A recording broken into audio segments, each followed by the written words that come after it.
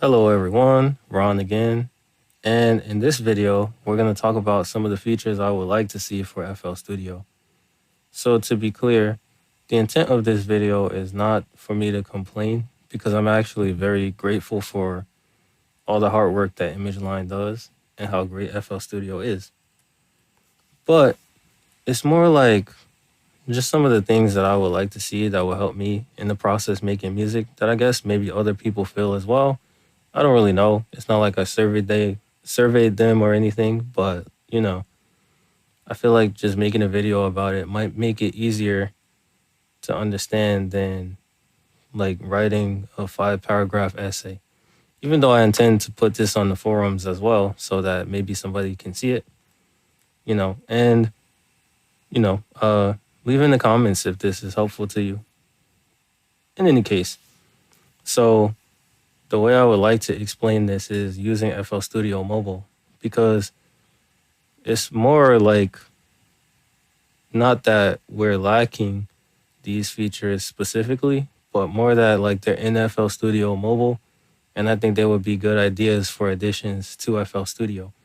But a lot of the things that they've been adding there actually have like relevant alternatives in FL Studio. And I've seen the argument that there are some things that like they shouldn't just be another plugin because we have something that does that already. But in that regard, I disagree, and I'll explain why. So, I have FL Studio Mobile, and it's casting from my tablet. So we scroll down, and you can see if you go to what's new FL Studio, whenever there's an update for FL Studio Mobile, it tells you what the updates are there too. And it's like really you can make an entire song with just your phone or a tablet. It's pretty cool. So let's check it out. So starting from left to right, you've got echo, there's reverb, reverb 2, and there's two different types of delay. So obviously Fruity Delay 3 covers all of that. Auto duck is covered by Gross Beat, and you can actually customize it, so no worries there. Leveler is like gain, compressor, limiter. Those are pretty obvious, right? But if we open the limiter and or like the compressor, it's one of them. You see this button right here, the one that is turning green that I'm toggling. I'm pretty sure that is like automatic makeup gain. So it's actually really useful to not have to dial in the amount of gain yourself and for it to be made up automatically. And this is honestly something that with all the different compressors that are in the regular FL Studio that I think that they would benefit from. And they would benefit from having true sidechaining as well. Because it's not that you need it per se, but it just makes the process faster. And the development that's happening for FL Studio Mobile, it shows that they understand that. And I know ImageLine is committed to this. And they have an order of which they're going to do things, but I think that this will be really relevant because it seems like something that's kind of overdue. So the next thing is, let me see, where is that? The analyzer. And specifically, when talking about loudness, you can see if you look to the right, in FL Studio Mobile, it has LUFS already. That's the main thing that I would suggest is to add LUFS to Wave Candy because I feel like that's something a lot of people want. Since people are mastering music for streaming services, they have to measure it in LUFS, and it would be nice to just have a proprietary plugin that enables you to do that. And it's already in FL Studio Mobile, so again, it's one of those things. And actually, to add a lot of these features, well, most of them are there, right? Like stereo. And yeah, stereo is just like I think it's called a Polar. It's like the Lisa Joe thing. But we already have that pretty much in Wave Candy. This is just a different way to measure it. Measuring the pitch, I think that's done too by like the plugin called Tuner. And then settings, that is what that is. Yeah, so next. This is one that I didn't think about until I thought about making this video, but like WoW and Flutter, right? So this one specifically, if you don't know what WoW and Flutter are, they're basically the type of pitch modulations that come about when when vinyl records get older. So the records bend in some type of way, and it actually affects the sound of the music when it's played back because it physically changes the shape of the vinyl record. So Flutter and WoW is like the slower version of that, if I remember, and Flutter is when it happens really fast. So in this regard specifically, at some point I saw somebody saying like, "Hey, we have a plugin that can do that already, because Fruity Delay 3 can do that." All right, specifically, I believe the way that you do it is like this. So if you wanted to add Flutter or WoW, you would go to Fruity Delay 3 and then you turn this off. You increase the time, right? And you change like this. You change this and you make this faster so that it's modulating the pitch really fast. And it's like, sure, we do already have a plugin that can do that, but the reason I think that if ImageLine decided that they should also add this feature is because of the numerous myriad of other plugins we've been getting recently. So, for example, if you think about something like Hyperchorus, right? Hyperchorus is like it's like a chorus plugin that is sort of like exemplifying like it's more chorusy, right? And it's like the way that it works, if I remember correctly, is like adding different choruses together. Or maybe even Flanger, Flangus. Flangus does this, and it's sort of like increasing the number of choruses, right? So the argument could be made that like you could just add multiple of Fruity Chorus, but ImageLine typically chooses to make plugins like this that are simple that make things faster. Because the reality of the situation is, even if we think of like, let's say I go to miscellaneous visual tuner, right? This tells you what pitch something is, and it will help you to tune a guitar.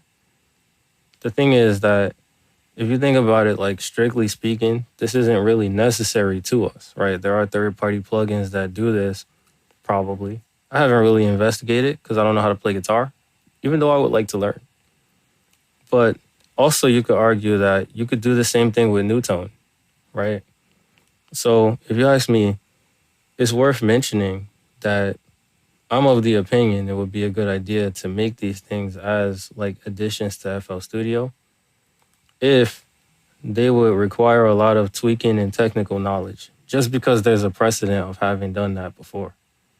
When you think about like how many choruses are in FL Studio, it's like with any of these choruses, you probably could achieve the same effect from just Fruity Chorus, but ImageLine likes to expand upon it. So to have a WoW and Flutter plugin kind of seems reasonable. And that's my opinion about that.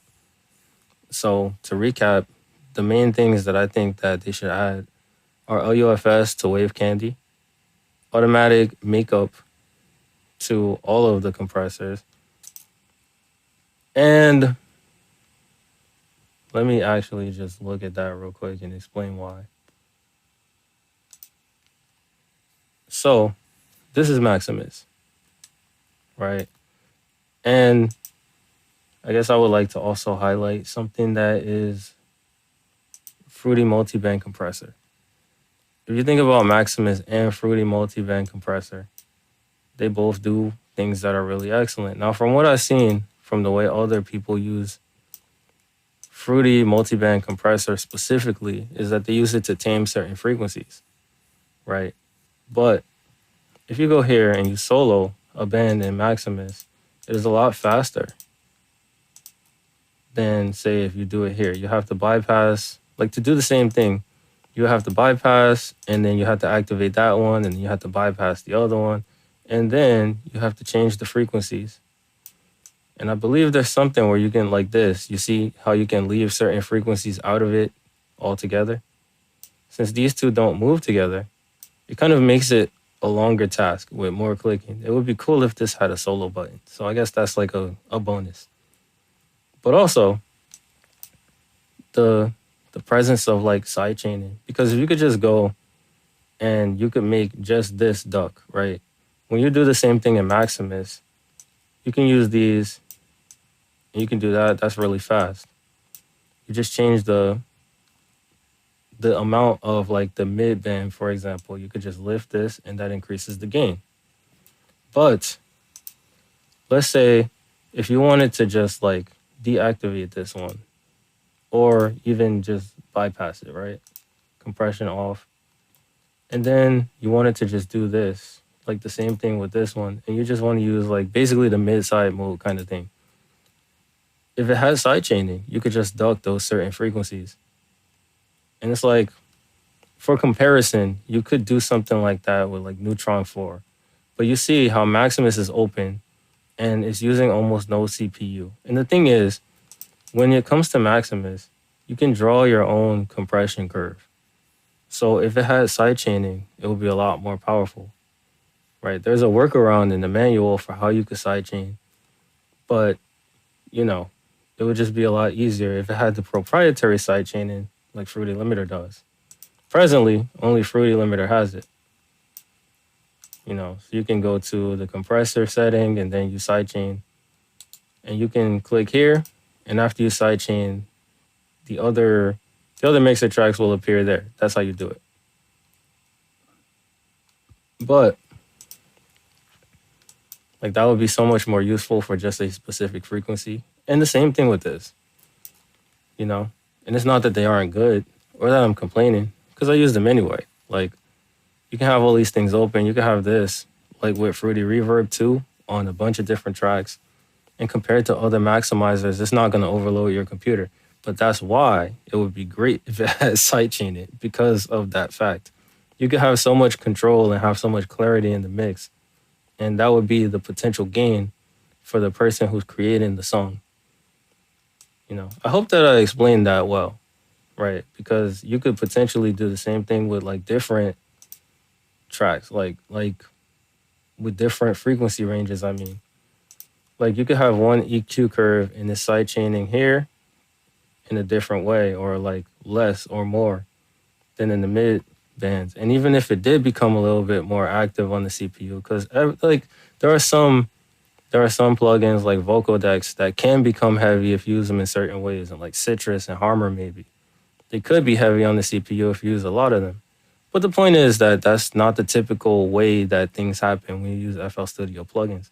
That's why it's such an advantage when ImageLine designs something versus when somebody else does. Because let's say if I go here to the same track and I just open Neutron 4, and this is not anything against Isotope, but this is just what happens, right? See, first, it's taking a while longer to load, right? And this is like in real time.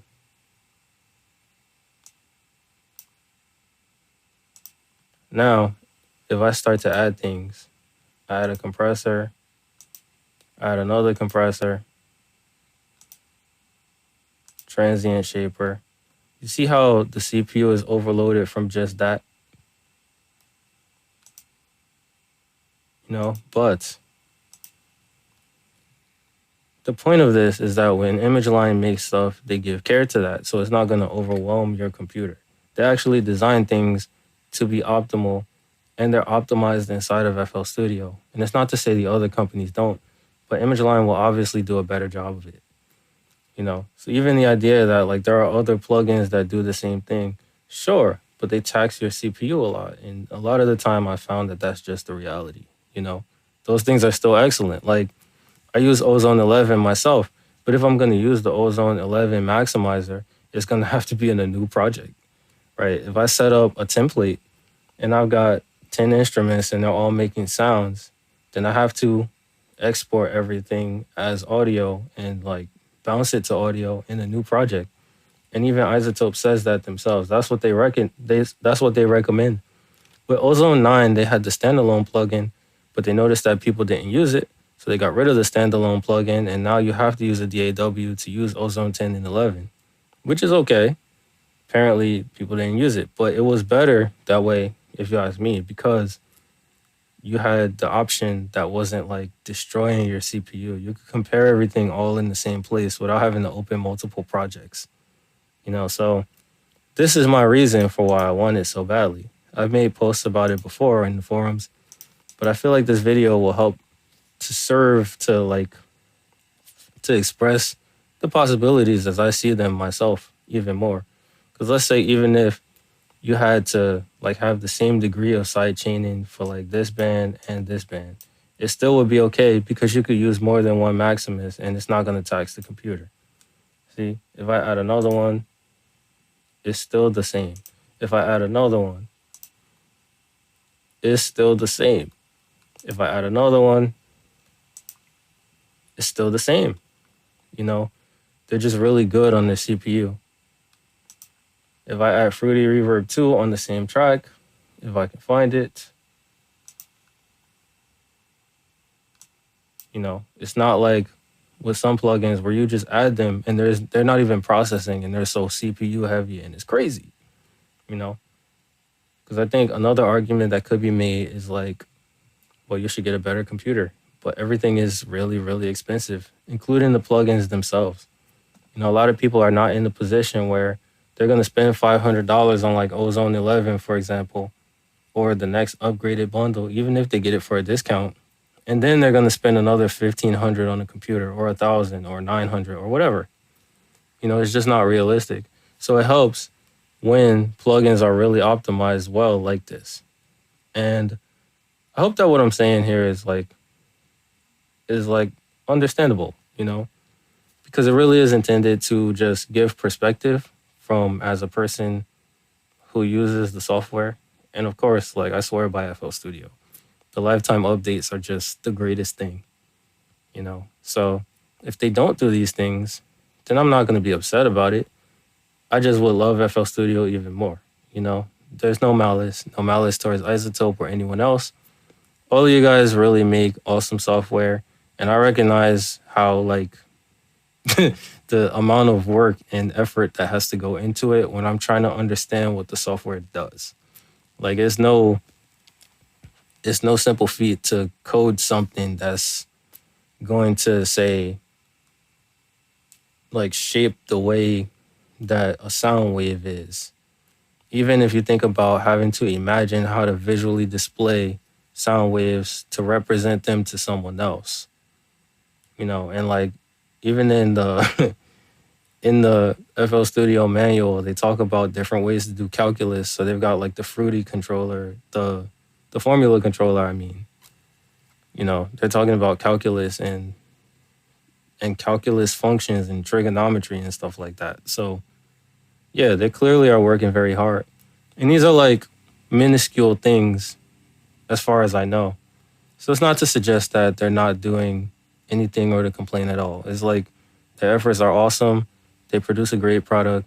But in my opinion, these things would make it better. And I hope this video is helpful, and even helpful to others if you witness it to just think about how to improve your own workflow based upon this. Because CPU is probably not the end of the world for everyone. And maybe we could even have a discussion in the comments and hopefully it'll be productive. But I don't want to drag this out. That's all I've got for today. And if you made it to the end of this video, especially if you're someone from ImageLine and you have the power to affect these things, then I thank you for watching. I hope it was helpful. And as usual, have an awesome day. Peace.